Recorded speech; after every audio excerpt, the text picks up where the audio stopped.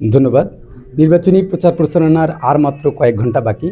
এই শেষ সময়ের প্রচার প্রচারণায় কিন্তু লালমিয়াটের ৩টি আসনের যে সংসদীয় প্রার্থীরা আছেন তারা কিন্তু দিনরাত ছুটছেন এবং ভোটারদের দ্বারে দ্বারে গিয়ে বিভিন্ন প্রতিশ্রুতি দেওয়ার চেষ্টা করছেন। আমি এই মুহূর্তে অবস্থান করছি লালমিয়াট ৩ আসনে। এখানে লালমিয়াট ৩ আসনের যে বিএনপির মনোনীত প্রার্থী আছেন উনি কেন্দ্রীয় বিএনপির রংপুর বিভাগীয় সাংগঠনিক সম্পাদক এবং পাশাপাশি তিনি তিস্তা আন্দোলনের নেতৃত্ব দিচ্ছেন আসাদুল হবীব দুলু। তার কাছে আমার প্রশ্ন যে এই তিস্তা আন্দোলন নিয়ে এই উত্তরবঙ্গের মানুষের অনেক আশা আকাঙ্ক্ষার জায়গাটা তিনি তৈরি করেছেন।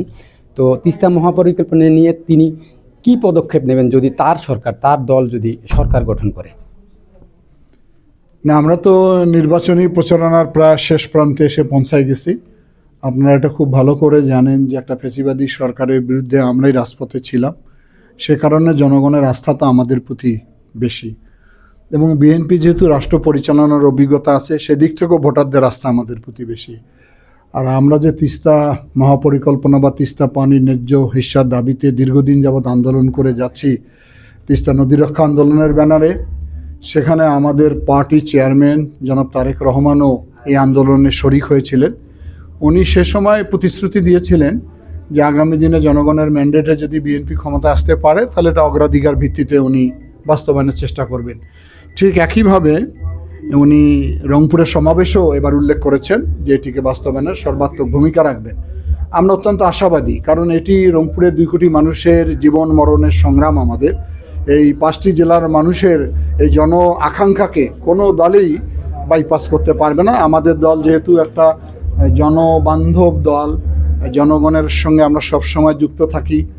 আমি মনে করি এই এলাকার মানুষের দীর্ঘদিনের এই প্রাণের দাবিতে বিএনপি আগামী দিনে ক্ষমতায় গেলে তারেক রহমানের নেতৃত্বেই এই তিস্তা মহাপরিকল্পনা বাস্তবায়ন হবে ইনশাল্লাহ। ভাই, কিছুক্ষণ আগে আপনি একটা র্যালির উদ্বোধন করেছেন, সেখানে আমরা দেখেছি যে বিভিন্ন পেশাজীবী মানুষজন এই র্যালিতে অংশগ্রহণ করেছে। ভোটার যাত্রা নামে এই র্যালিটি উদ্বোধন হয়েছে। তো আপনি ভোটারদের কাছে কেমন প্রত্যাশা করছেন? এবার নির্বাচনে জয়ের ব্যাপারে আপনার আশাটা কেমন? আমরা যারা বিএনপি করি, বিএনপির নেতাকর্মীরা তো ধানের শীষের পক্ষে ওয়ার্ক করে, কাজ করে, জনসমর্থন করার চেষ্টা করে, কিন্তু এটা একটা ব্যতিক্রমধর্মী ব্যবস্থা হয়েছে আজকে। এটা বিএনপির বাইরে যারা সাধারণ মানুষ, বিভিন্ন শ্রেণী পেশার, এখানে ভিক্ষুক ছিল, রিক্সাওয়ালা ছিল, নাট্যকর্মী, খেলোয়াড়, ক্লাব, আইনজীবী, তাদের সম্মিলিত এই ভোটার যাত্রাটা ওরা করেছে। আমি আশাবাদী, যেহেতু এই অঞ্চলের মাটির সঙ্গে আমার সংযোগ, মানুষের আপদে বিপদে সবসময় আমি নেতৃত্ব দিয়েছি, বিপুল ভোটে ইনশাল্লাহ জয়লাভ করব। ধন্যবাদ আপনাকে। তো লালমিয়াটের নির্বাচনী প্রচার প্রচারণার এই ছিল সর্বশেষ খবর।